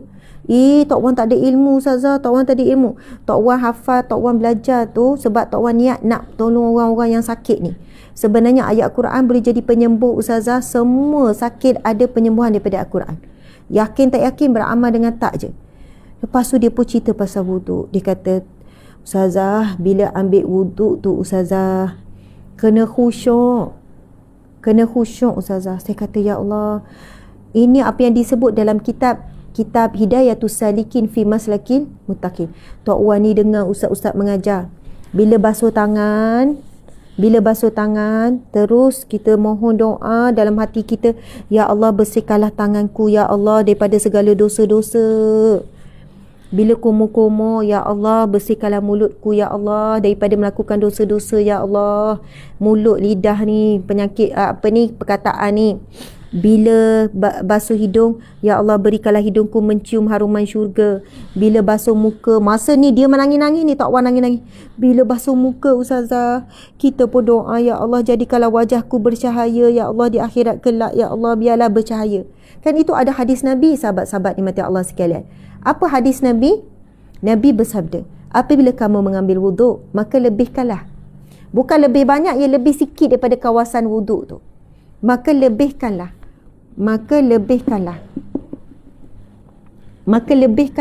Masya Allah. Kerana kamu akan dibangkitkan di akhirat kelak dengan cahaya-cahaya wuduk, dengan bekas wuduk, dengan cahaya wuduk. Subhanallah, sahabat-sahabat, wajah di akhirat kelak dua saja. Sama ada putih berseri bercahaya ataupun hitam pekat likat. Kalau di dunia dia putih, dia cerah macam mana pun, tapi kalau dia di kalangan yang dimurkai oleh Allah, dia akan dibangkitkan dengan hitam legam, likat pekat. Tapi kalau di dunia dia hitam legam macam mana negro, macam mana orang Afrika hitam legam, tapi kalaulah dia wajahnya bercahaya di akhirat kelak, dia akan dibangkitkan putih bersih bercahaya. Dan wajah-wajah yang bercahaya yang dikenali ini sudah dikenal pasti, itu bakal ahli syurga, itu bakal ahli neraka, walaupun belum dihisap. Bagaimana kita dibangkitkan? Nabi kata, sempurnakan wuduk dan lebihkan wuduk. Lebihkan sikit. Kalau ni tangan, lebihkan sikit. Jangan sampai membazir. Sebab itu wanita hari ini hati-hati. Ramai yang tidak berjaya menyempurnakan wuduk sebab makeup, sebab foundation. Foundation yang kata kekal 12 jam, 24 jam. Lepas tu dia basuh dengan air saja. Manalah nak sampai wuduk pada kulit. Bersihkan betul-betul. Kalau anda sanggup habiskan masa nak makeup, maka luangkanlah sedikit masa untuk betul-betul solat tu, wuduk tu sempurna. Lepas tu dia kata, bila basuh muka tu, Tok Wan doa, ya Allah, jadikanlah wajah bercahaya di akhirat kelak. Nak bercahaya di dunia senang, tu apa sekalian, pakai itu, pakai ini. Tapi, subhanallah.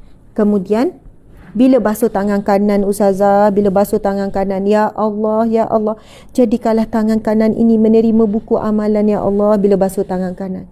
Bila basuh tangan kiri, ya Allah, jangan jadikan tangan ini terima buku amalan. Sebab kita tahu, Nabi dah sebut, siapa yang menerima buku amalan di sebelah kanan, maka selamatlah dia. Maksudnya syurgalah bagi dia. Siapa yang terima buku amalannya sebelah kiri, maka celakalah baginya. Maksudnya itu petanda amalan buruk ataupun amalan dosanya lebih berat. Kemudian sama Ustazah, bila basuh kepala, sebenarnya ada doa dalam kitab Hidayatus Salikin, ada doa yang Nabi baca kepada Ibnu Abbas. Allahumma faqihni fid din wa 'allimni ta'wil. Ya Allah, berikanlah aku kefahaman dalam agama dan berikanlah aku ilmu ta'wil. Kemudian basuh telinga, ya Allah, jadikanlah telingaku ini mendengar yang baik-baik dan ampunkanlah, gugurkanlah dosa-dosa ni. Kemudian Ustazah, bila basuh kaki kanan, ya Allah, jadikanlah kakiku ini melangkah ke syurga, ya Allah. Bila basuh kaki kiri, ya Allah, janganlah jadikan kakiku ini tergelincir di titian sirat, jatuh ke dalam jurang api neraka. Nangis-nangis ni Tok Wan ni bila bercakap pasal wuduk. Tuan-tuan sekalian, kalau kita boleh wuduk macam ni masa wuduk, dia telah bawa. Sebab itu solat khusyuk bermula dengan wuduk yang khusyuk. Memang ada kaitan. Tapi macam mana cara kita mengambil wuduk? Ambil wuduk sambil kalau ada kawan sebelah sambil borak. Lama tak nampak. Sebab wuduk senang. Tak perlu fokus pun. Wuduk very simple. Kalau tak buat sunat 5 je. Betul kan? Dan kita tak rasa kita sebuah ibadah. Sedangkan wuduk adalah ibadah yang sangat besar. Kalau tidak, kenapa hadis Nabi yang sahih Nabi sebut? Sesungguhnya wuduk itu menggugurkan dosa-dosa kamu.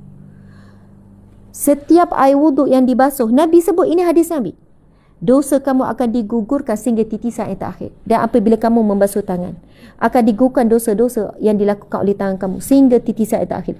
Tetapi wuduk yang macam mana? Dan dosa macam mana? Dosa-dosa dosa-dosa kecil.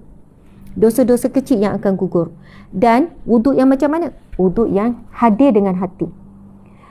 Bukan wuduk zahir, wuduk zahir dan batin. Masya Allah, Allahu Akbar. Dan kalau kita baca tentang bab pensyariatan wuduk, lagi hebat kalau kita baca dalam surah Al-Baqarah, tapi saya tak ingat ayat mana. Perintah wuduk dan detail daripada ayat Quran surah Al-Baqarah. Ambillah kamu air lalu basuhlah kedua wajahmu dan basuhlah kedua tangan sehingga ke siku. Perintah itu ada dalam Al-Quran.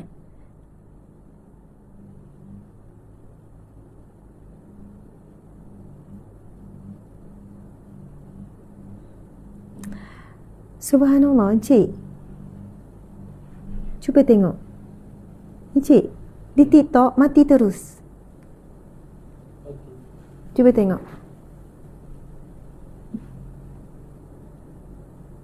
Kejap ya.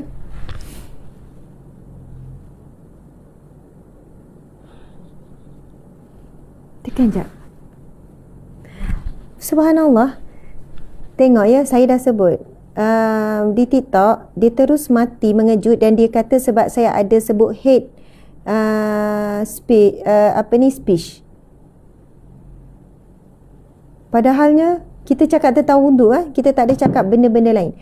Sebenarnya memang cabaran sekarang ni. Tadi TikTok naik 4.7k, 4,700 yang sedang menonton tiba-tiba hilang. Saya harap sekarang FB makin naik dekat 5k, maksudnya orang TikTok beralih ke FB.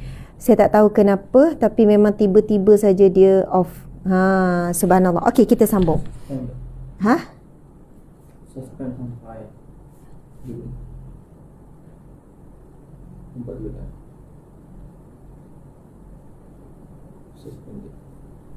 Tengok jap. Maksudnya tak boleh live sampai 24. Hari ni pada bulan 17. Allahu Akbar. Seminggu. Sebab dia tak bagi tahu sebab. Begitulah cabarannya, sahabat-sahabat. Okey, baik. Saya terus datang ke IG dari TikTok. Okey, sambung sini. Kita teruskan perjuangan kita di sini. Okey, sahabat-sahabat dimati Allah sekalian. Kemudian, kat mana tadi? Wuduk yang khusyuk. Subhanallah. Firman Allah tentang kewajipan wuduk, Allah menyudahkan perintah wuduk dengan kami tidak mahu memberatimu, tetapi sebenarnya kami ingin menyempurnakan nikmat kami kepadamu, ke atasmu. Masya Allah. Kami ingin menyempurnakan nikmat kami ke atasmu. Sahabat-sahabat dimati Allah sekalian, saya rasa saya nak cari ayat perintah wuduk tu dalam Al-Quran sebagai kesimpulan yang kemas untuk kita menjadikan wuduk adalah satu ibadah yang perlu kita beri perhatian. Subhanallah. Nanti Encik mungkin tim ayat perintah wuduk di dalam Al-Quran. Ayat perintah wuduk dalam Al-Quran. Encik. Okey, subhanallah. Tak boleh nak bagi gift, tak apa. Dari TikTok masuk IG. Okey, sahabat-sahabat dimati Allah sekalian. Saya nak bacakan hadis Nabi yang berkaitan doa selepas wuduk. Nabi SAW bersabda, barang siapa yang setelah wuduk lalu dia membaca doa selepas wuduk, akan dibuka baginya 8 pintu syurga. Sebab itu kita sebutkan wuduk adalah satu ibadah yang perlu diberikan perhatian. Ia adalah satu ibadah yang sangat besar nilainya, sangat tinggi dan perlu diberikan perhatian. Subhanallah. Nabi SAW bersabda, tak tahu TikTok kena ban sampai 24 hari bulan, 7 hari kena ban. Dan dia berhentikan macam tu je.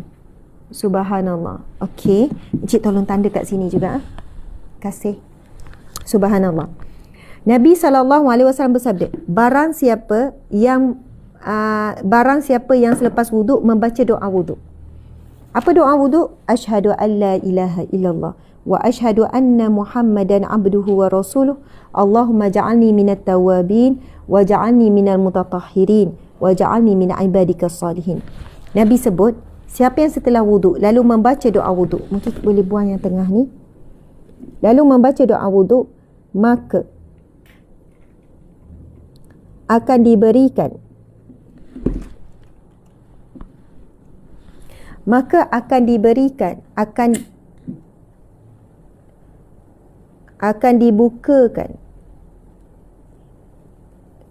dibukakan baginya 8 pintu syurga. Bayangkan tuan-tuan sekalian, syurga dalam hadis Nabi memang ada 8 pintu syurga, ada 8 syurga. Tingkatan tu cerita lain lah pula. Tetapi subhanallah, Nabi sebut barang siapa setelah wuduk lalu dia membaca doa selepas wuduk, maka akan dibukakan baginya 8 pintu syurga. Oh, itu sangat besar. Walaupun kita dengar macam mudah, oh baca doa lepas wuduk je boleh dibuka 8 pintu syurga. Kalau orang tu tak tutup aurat, Ustazah, insya-Allah jika dia amalkan dia akan tutup aurat. Kalau orang tu sekian-sekian, kenapa saya jawab macam tu? Apa doa dalam wuduk? Lepas ambil wuduk, kita doa, Allahumma ja'alni minat tawabin. Ya Allah, golongkanlah aku di kalangan orang yang bertaubat. Wa ja'alni minal mutatahhirin. Golongkanlah aku di kalangan orang yang menyucikan diri. Wa ja'alni min ibadikas salihin. Dan golongkanlah aku di kalangan hamba-Mu yang saleh. Sebab ada orang kata, senanglah macam tu nak masuk syurga. Ambil wuduk, baca doa lepas wuduk. Dah kalau dia tu buat maksiat sekian-sekian, insya-Allah satu hari dia akan tinggalkan maksiat. Sebab doa lepas wuduk, dah lah masa ambil wuduk tu Allah gugurkan dosa-dosa kecil. Lepas dalam keadaan suci daripada dosa, kita pula mengangkat doa supaya kita jadi orang yang bertaubat, orang yang menyucikan diri dan hamba Allah yang saleh. Subhanallah, Allahu Akbar. Jadi, nantikan ambil wuduk untuk solat duha contohnya, ataupun solat zuhur. Maka ambillah wuduk dalam keadaan apa? Ambillah wuduk dalam keadaan yang khusyuk. Ambil wuduk dalam keadaan kita menyertakan doa-doa yang saya bagi contoh tadi tu. Bila basuh tangan, ya Allah, jauhkanlah tanganku daripada melakukan maksiat. Tangan kanan, ya Allah, jadikanlah tanganku ini, ya Allah, melakukan kebaikan, melakukan amal ibadah, mendatangkan pahala. Bila tangan kiri, jauhkan daripada melakukan maksiat, dosa. Subhanallah, semua anggota badanku tu kita sertakan dalam hati dengan doa. Masya Allah. Itulah yang Tok Wan kongsikan pada kami. Walaupun saya sendiri pernah dah mengajar tentang doa untuk setiap anggota badan wuduk ni, dan banyak kali dah pun kitab Hidayatul Salikin tu pun pernah saya baca satu ketika dulu, daripada awal sampai pertengahan, tak sempat nak habis. Lepas tu bila saya dengar daripada orang yang beramal dan boleh nampak kesan pada dirinya, dengan umur 70 lebih, sehat, jalan elok, dia pula yang duduk mengurut, orang muda pula yang tak larat, dia okey 70 lebih, okey jalan, naik bukit, pergi sana, jalan 5 km, 4 km nak pergi melontar jamrah, steady je jalan, langsung tak ada wheelchair apa semua. Bila tanya macam mana Tok Wan, Alhamdulillah sihat. Tapi bila kami ni selalu ada waktu yang kami bertiga, saya, suami dengan Tok Wan, saya dapat banyak ilmu daripada Tok Wan ni. Ilmu rohani, ilmu tasawuf, ilmu berkaitan solat, ilmu berkaitan wuduk, ilmu berkaitan dengan ilmu tasawuf, ilmu sufi. Masya Allah. Okey, sahabat-sahabat dimati Allah sekalian. Maybe Ustazah ada sebut sesuatu yang sensitif. Tak pasti. Mungkin sebab sebelum ini ada share nombor. Sebenarnya TikTok ni, saya sebut FB pun dia marah. TikTok sangat sensitif. Sebenarnya tak boleh sebut FB. Tadi kan saya sebut sahabat-sahabat di FB. Sebenarnya kena sebut muka buku. Tapi kadang saya tak. TikTok ni memang macam tu. Saya sebut IG dia marah. Saya sebut FB dia marah. Sebut nombor telefon lagi marah. Sebut WhatsApp dia memang marah lah.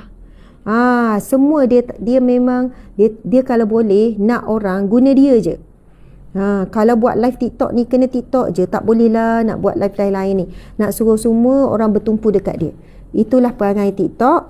Dan wallahualam, kadang-kadang tu saya yang langgar, kadang tim yang guna live TikTok yang langgar. Tiba-tiba kat TikTok tak ada. Jadi besok manja sikit TikTok ni, memang buat-buat manja. Jadi kawan-kawan semua, esok kita tak ada live TikTok. Jadi kepada siapa yang follower di TikTok memang tinggi, 4,000 lebih kalau kita live. Kawan-kawan di TikTok buat hebahan. Saya tak nak buat hebahan sebab kena ban. Senyap terus dah. Jadi sahabat-sahabat tolong buat hebahan di TikTok. Bagi tahu sahabat-sahabat di TikTok yang ingin mengikuti kuliah Ustazah, TikTok Ustazah kena ban sampai 24 bulan. So sama ada ikut IG ataupun ikut FB. Kalau kita tengok di FB naik 5,000 lebih. Okey, sahabat-sahabat yang dihormati lagi dikasihi, TikTok ni high taste, kena layan manja-manja. Betul, sensitif sangat. Semua faham. Sebab saya sebut kerap tadi kot, FB, IG. Lepas tu dia dah merajuk. Dia nak dia je diberi perhatian, disayang-sayang, dibelai-belai. Tak bolehlah sebut yang lain. Terus dia ban kita. Macam tu lah. Orang yang merajuk ni rugi kan. Jadi dia dah rugi dah. Income dia daripada Ustazah Azmat seminggu. Sebab tu orang merajuk rugi. Orang perempuan pun kalau merajuk lama-lama rugi juga. Elok suami dia kenyang, dia lapar. Elok suami dia tidur lena berkeruh, dia tak boleh lena tidur. Lepas tu akhirnya pujuk diri sendiri. Kalau dia tak merajuk, mungkin boleh makan goreng pisang petang tu. Mungkin boleh makan sedap. Mungkin boleh pergi jalan taman, boleh pusing taman. Tapi dah merajuk, kan kalau pergi makan, merajuk tu tak jadi sangat. Tak tak real. Tak menghayati merajuk. Kalau merajuk, lepas tu makan. Kan macam tak real sangat. Itu yang ciri-ciri merajuk perlu dipenuhi tu, walaupun dia rugi. Macam itulah TikTok. Okey. Sahabat-sahabat dimati Allah sekalian. Ingat tak tadi saya sebut tentang istighfar. Wanita tu kata jaga solat dia waktu kemudian istighfar. Firman Allah dalam surah Nuh, sahabat-sahabat boleh baca bersama dengan saya daripada ayat ke-10. Tak apalah tak baca sama, dengarkan saya baca. Auzubillahi minasyaitanirrajim. Bismillahirrahmanirrahim. فَقُلْتُ اسْتَغْفِرُوا رَبَّكُمْ إِنَّهُ كَانَ غَفَّارًا يُرْسِلِ السَّمَاءَ عَلَيْكُمْ مِدْرَارًا وَيُمْدِدْكُمْ بِأَمْوَالٍ وَبَنِينَ وَيَجْعَلْ لَكُمْ جَنَّاتٍ وَيَجْعَلْ لَكُمْ أَنْهَارًا مَا لَكُمْ لَا تَرْجُونَ لِلَّهِ وَقَارًا وَقَدْ خَلَقَكُمْ أَتْوَارًا. Sadaqallahul Azim. Yang bermaksud, faqultu astaghfiru, maka aku berkata kepada mereka, mohonlah keampunan kepada Tuhanmu, dia Maha Pengampun. Ini Nabi Nuh AS berkata kepada kaumnya. Faqultu astaghfiru, maka mohonlah keampunan. Faqultu astaghfiru, maka mohon ampun, beristighfarlah kamu. Rabbakum innahu kana ghaffara, kepada Tuhanmu, dia Maha Pengampun. Okay. Yursilis samaa alaikum midrara, nescaya dia akan menurunkan hujan yang lebat. Surah Nuh ayat 10. Okay. Ini adalah fadilat mereka yang memperbanyakkan istighfar. Istighfar bukan pada lidah sahaja sahabat-sahabat. Istighfar mesti dituruti, dihadiri dengan hati. Istighfar dengan hati. Kalau kita istighfar pada lidah 1000 kali tapi hati tak rasa mohon ampun dengan Allah, dibimbangi istighfar kita itu hanya pada lidah dan tidak ada nilai. Sebab yang Allah pandang adalah bagaimana hati kita ketika kita mohon ampun dengan Allah. Sahabat-sahabat, Nabi SAW bersabda, innallaha la yanzuru ila suwarikum wala ajsadikum wala amwalikum walakinallaha yanzuru ila qulubikum wa amalikum. Nabi bersabda, Allah tidak melihat zahir kamu, Allah tidak melihat rupa paras kamu, dan Allah tidak melihat harta benda kamu. Semua itu Allah yang beri. Walakinallaha yanzuru, tetapi Allah melihat ila qulubikum, Allah melihat hati kamu, wa amalikum, Allah melihat amalan kamu, amal soleh kamu dan bagaimana hati kamu ketika melakukan amal soleh. Jadi kalau kita hanya menghitung istighfar walaupun 1000 kali tapi hati tidak mohon ampun, bagaimana kita nak lihat hati kita betul tak mohon ampun selepas itu kita mula meninggalkan maksiat? Itulah orang yang ikhlas mohon ampun dengan Allah. Kalau kita ikhlas mohon maaf dengan suami kita, kita tak ulang dah kesalahan tu. Tapi kalau ulang lagi, mungkin itu kelemahan sebagai manusia biasa.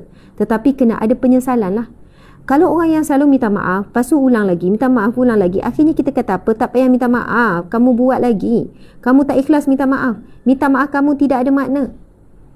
Minta maaf saja tak cukup. Buktikan bahawa kamu rasa bersalah. Jangan ulang lagi kesilapan ni. Macam tu ayat kita kan. Jadi, bila kita mohon ampun dengan Allah, mesti susuli dengan bukti. Bukti apa? Kita mula meninggalkan maksiat ni.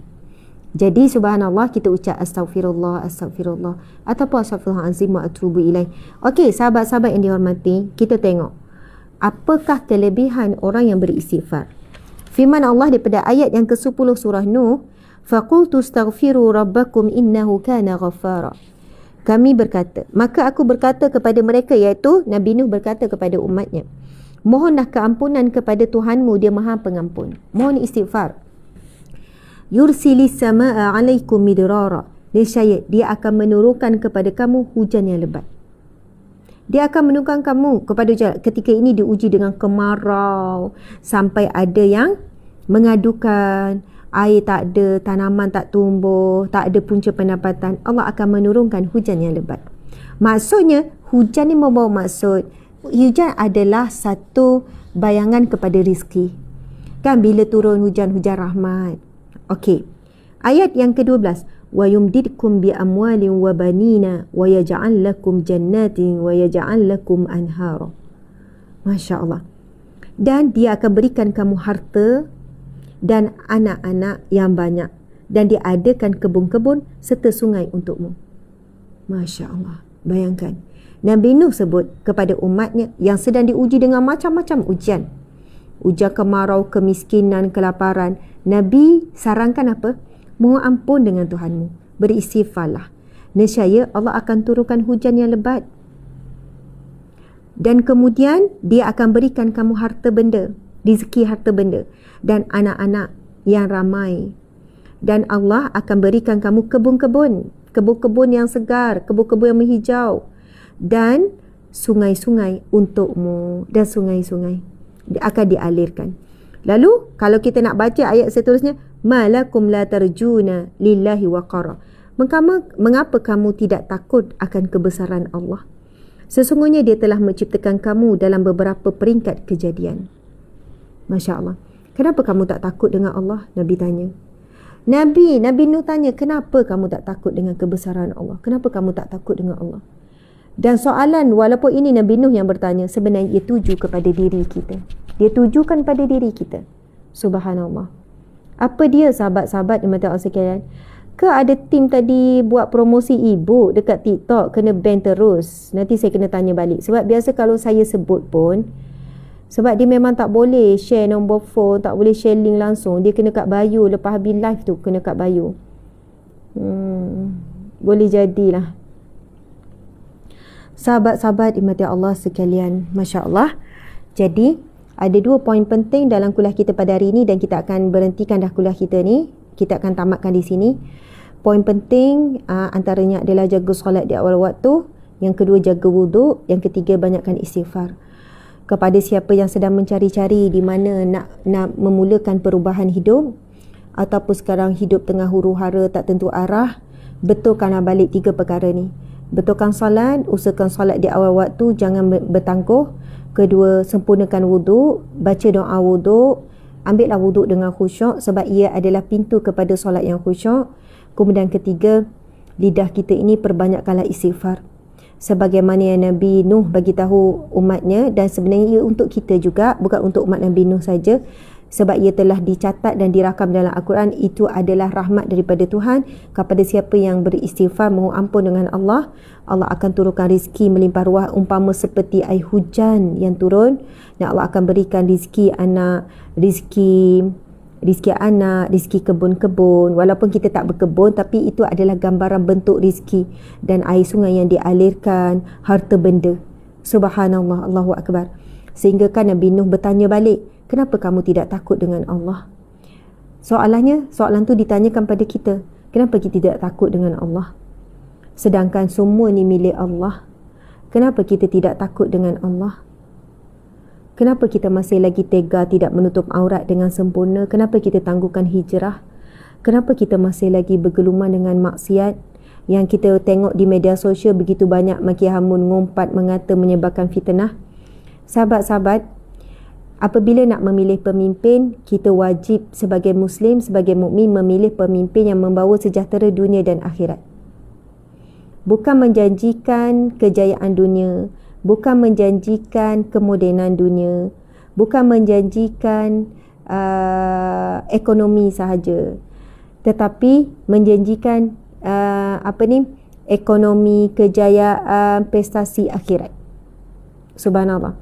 Kejayaan dan kemakmuran di akhirat.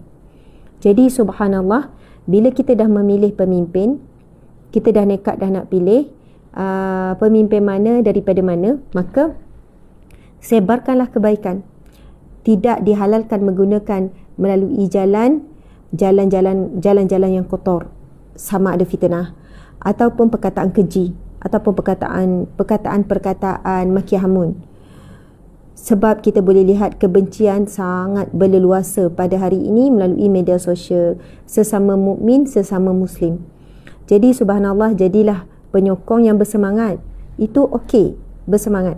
Penyokong yang berilmu, penyokong yang tenang menyampaikan sokongan kita. Ya, nak sebarkan sokongan, nak mempengaruhi orang dan sebagainya, kita gunakan cara yang bersih, cara yang baik. Alhamdulillah sahabat-sahabat, mohon maaf kepada yang menunggu Ustazah bila nak baca. Sorry saya terlupa. Tadi tu esoklah pula sambung. Tak apalah. Saya tersalah pula tu tadi tu. Saya sebenarnya kan nak baca ayat. Saya kata hujungnya Allah perintahkan ambil wuduk ni, iaitu bukan surah Al-Baqarah, surah Al-Maidah ayat 6.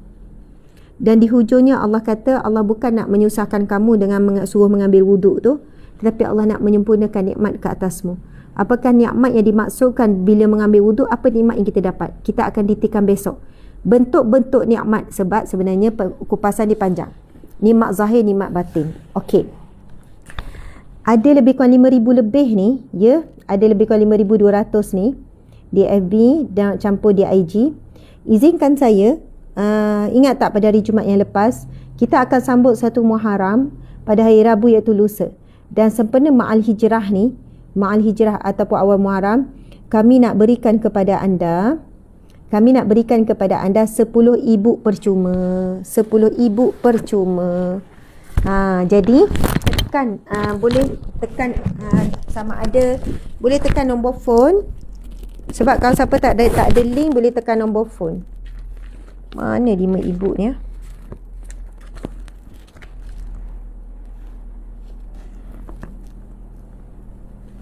Mana hebahan ibu ni?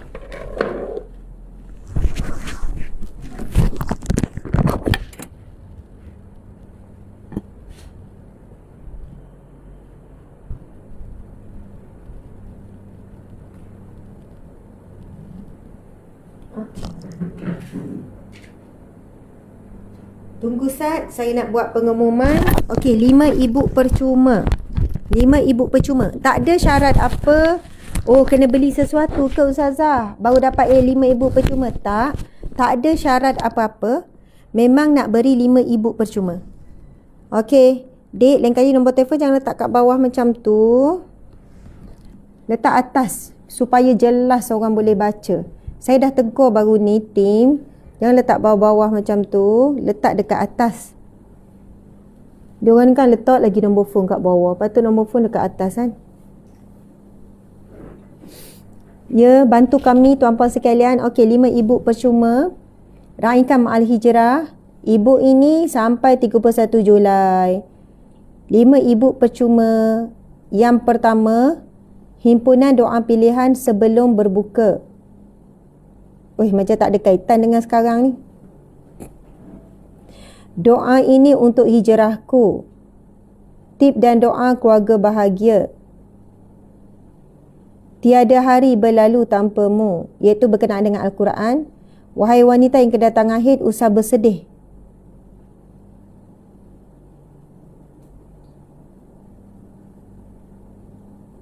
Ya, ada 5 ibu untuk wanita haid, amalan wanita haid. Sebenarnya tajuk tu kena umumkan ya tim. Bolehlah ubah lagi, sempat lagi nak ubah tu. Wahai wanita kedatangan haid, usah bersedih pada bulan Ramadan. Sebenarnya bukan fokus bulan Ramadan tu. Kena umum, wahai wanita yang kedatangan haid, ataupun ubah je terus, amalan wanita yang kedatangan haid. Tiada hari berlalu tanpamu, sebenarnya pun kurang faham sikit. Terus tajuk tu biar tajuk yang difahami berkaitan dengan Al-Quran. Saya harap tim boleh dengar ya sekarang. Okey, doa ini untuk hijrah, itu doa himpunan untuk orang-orang yang nak berhijrah. Tips dan doa keluarga bahagia.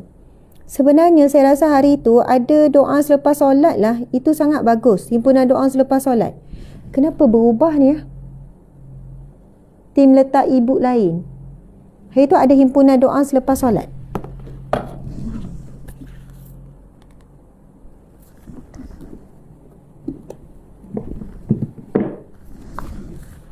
Ya, himpunan doa-doa pilihan selepas solat. Tengok ni, Dek, macam mana ni kamu bagi ni ya? Memang salah tu kamu letak. Ada 2 yang salah. Satu, wahai wanita kedatangan haid, jangan bersedih pada bulan Ramadan. Padahalnya, buku ni yang kita nak bagi. Wahai wanita yang kedatangan haid, usah bersedih. Umum, bukan hanya bulan Ramadan tetapi amalan wanita haid. Wanita yang haid, amalan. Dia orang tersalah ni. Sekarang ni, kepada tim ni, tim PTR ni, tim, kamu kena ubah segera. Kalau kamu dah tersalah dalam link yang ibu tu, kalau kamu dah tersalah, kamu kena ubah segera. Sebelum orang tekan link. Tengok kan, kadang tu dah finalize lah tu. Lepas tu bila saya mark, sebab saya sebut hari tu, jadi saya ingat. Tiba-tiba saya tengok pada poster ni salah. Salah ni, ada 2 ibu yang salah. Satu ibu, himpunan doa pilihan sebelum berbuka. Sebenarnya himpunan doa pilihan selepas solat. Kalau musim Ramadan, Encik tengoklah Encik, salah, 2 salah. Doa sebelum berbuka puasa. Sebenarnya yang ini himpunan doa-doa pilihan selepas solat. Kalau musim Ramadan, bolehlah kita bagi 2 ibu tu, wanita, amalan wanita yang berpuasa dengan doa sebelum berbuka. Sebenarnya kita nak bagi ibu ni himpunan doa-doa pilihan selepas solat. Sebenarnya kami memang print doa-doa ni, kami print buat buku, tapi kami nak bagi sebab memula kami buat ibu. Ini percuma, himpunan doa selepas solat. Saya rasa Encik kena tukar kot, sebab terbalik. Alahai adik-adik ni kan boleh juga tersalah posternya. Saya bimbang tersalah juga dalam pemberian ibu tu. Sebab bila tekan link ni akan masuk pada Ompe. Anda boleh download ibu tu. Anda boleh download ibu tu.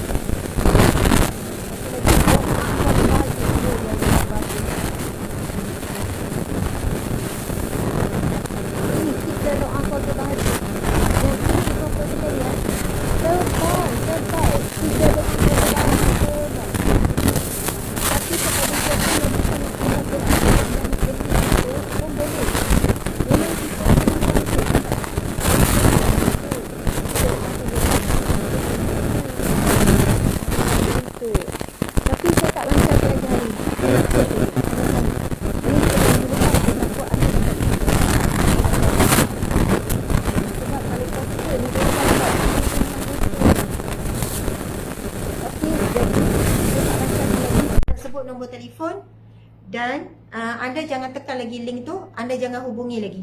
Kita lancarkan besok. Besok kita lancarkan. Tapi saya tak tahulah esok ramai tak orang yang akan hadir seperti hari ni. Tapi kita lancarkan besok. Ingat sahabat-sahabat di TikTok, TikTok tak ada esok sebab kena ban, jadi lusa. Oh, daripada tadi tak dengar. Okey, tapi dia punya sambungan tu macam pelik. Tim yang bagi wire tu. Tebal. Okey. Subhanallah. Okey, sahabat-sahabat dimati Allah sekalian. Lepas tu pengumuman lagi. Tak tahulah, malu dah saya nak buat banyak pengumuman. Tapi kena buat pengumuman juga. Kita cari rezeki tuan-puan sekalian.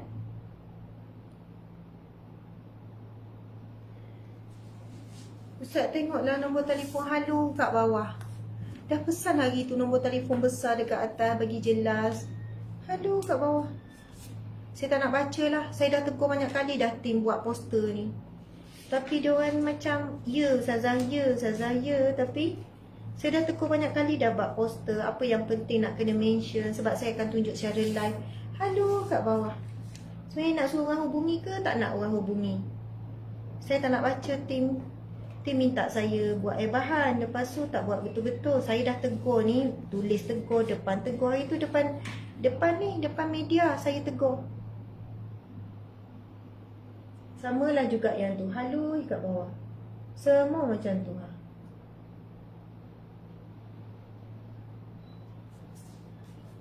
Punyalah banyak. Punyalah banyak. Ni. Tapi yang ni memang saya nak bagi. Yang ni pun bagus. Bagi selai. Dia orang bagi selai je. Yang ni pun tak lulus spek saya. Tim, saya dah cakap kalau bagi 2 line. Sebab bila saya tunjuk gini, saya kena baca kat belakang. Bila bagi selai saja, saya nak tunjuk kan. Saya nak tunjuk. So saya nak baca. Kalau ada depan belakang, maka dia memenuhilah SOP-nya. Jadi tim kena bantu supaya saya mudah untuk buat hebahan selepas habis kuliah. Untuk program, untuk perkhidmatan kita. Macam akar ni kita nak cari ahli khidmat. Contoh kita nak bagi peluang sebab ramai yang nak jadi volunteers ni, ada ahli khidmat apa semua. Okey, terima kasih semua. Mohon maaf salah dan silap. Kita bertemu esok dalam kuliah pagi kita jam 7. Kita tangguhkan dengan tasbih kafarah dan surah Wal-As. Bismillahirrahmanirrahim.